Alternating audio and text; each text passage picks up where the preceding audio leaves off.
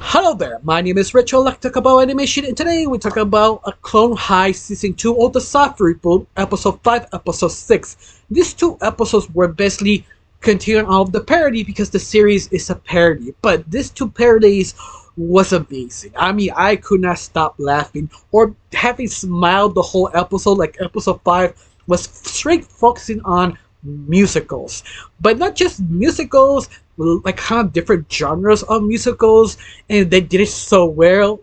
I started smiling or laughing. And episode 6 was straight parody of 13 drama soap operas in a way, with the main leads have the illness, but she doesn't want to tell anyone. Her boyfriend cheating on her, but the reason why have his own explanation. It was more. It's one big making fun of this sort of genre, but it was done so well. You just can't stop smiling or laughing because it's just so enjoyable. I mean, each cast make it work. Now, of course, episode 5, he focuses on Harriet Tubman, who wants to join a film crew, but she had to prove herself. But at the same time, they kind of point out the BS of Hollywood. They sort of running out of ideas, but yet you have to be sort of working hard to actually get noticed and get a chance in Hollywood. And what's more, it's a parody of that. It was fun and interesting, especially Harriet Tubman, who want to prove herself. Especially, she makes her own musical about Twister, the board game. It was kind of dumb, but once again, it started calling on Hollywood how they sort of running out of ideas. Not running out of ideas, that they don't trust new ideas, just copy and paste or buy popular brands so they can make movies and make money of that. In a way, it is sort of true, but at the same time really funny.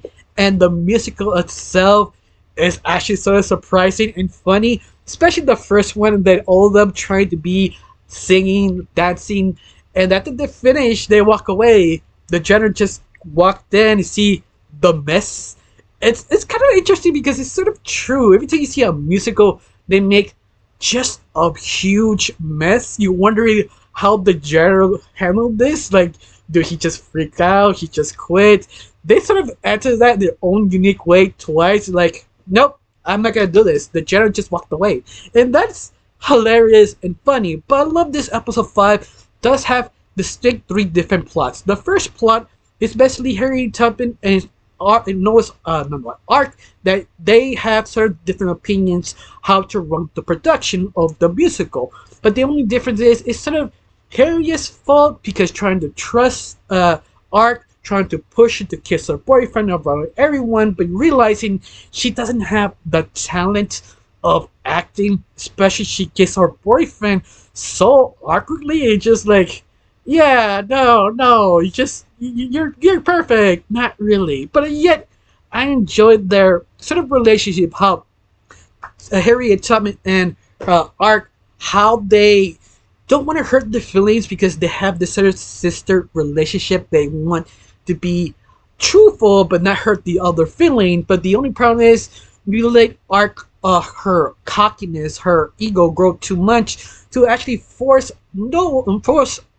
Tubman to actually change the whole plague now works. And she doesn't want to because it's her baby.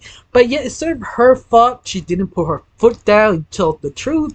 And they have this sort of breakdown. But at the very end, she stepped down and understand her situation. And I love how Art just take my place. This makes more sense because you know the play so much better. Instead of her, she's sort of lousy.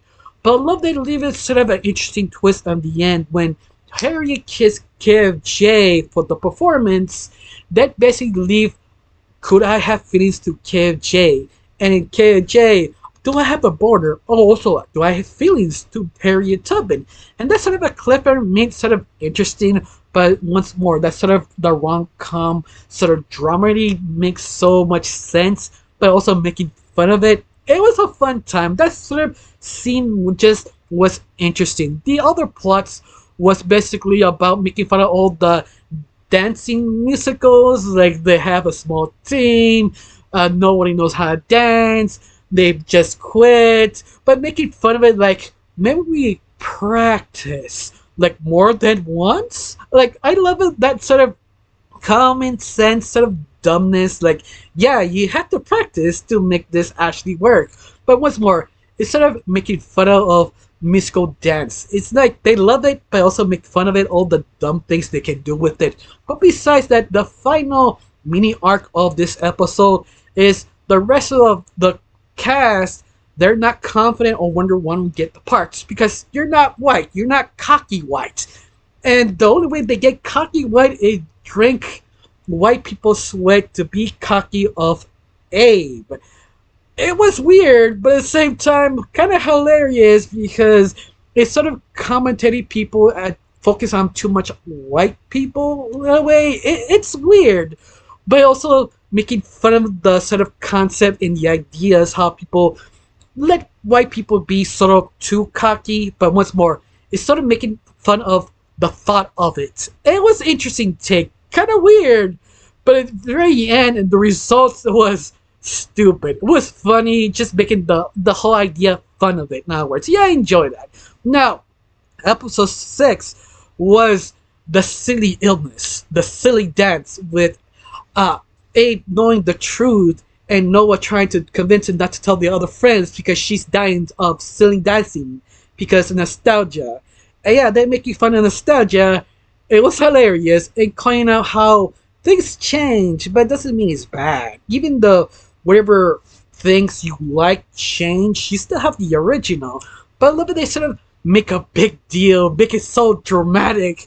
I love the sort of overhamminess, over a top drama that Noah does. She was so hilarious. I mean, the voice actress nailed her performance of her hamminess, and I love she had different stages of her illness, just so over a top. They actually make a point like, so how many stages left? I feel we did a lot here. I thought it was just 5. No, I think we're almost there. A couple of 10 more stages.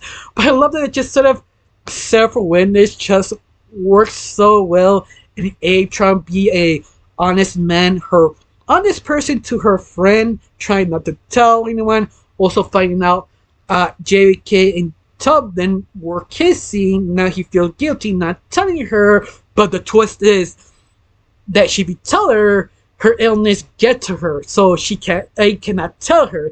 And KFJ and Harry Tubman feel guilty, but they need to find out if they actually have feelings, but they realize they don't.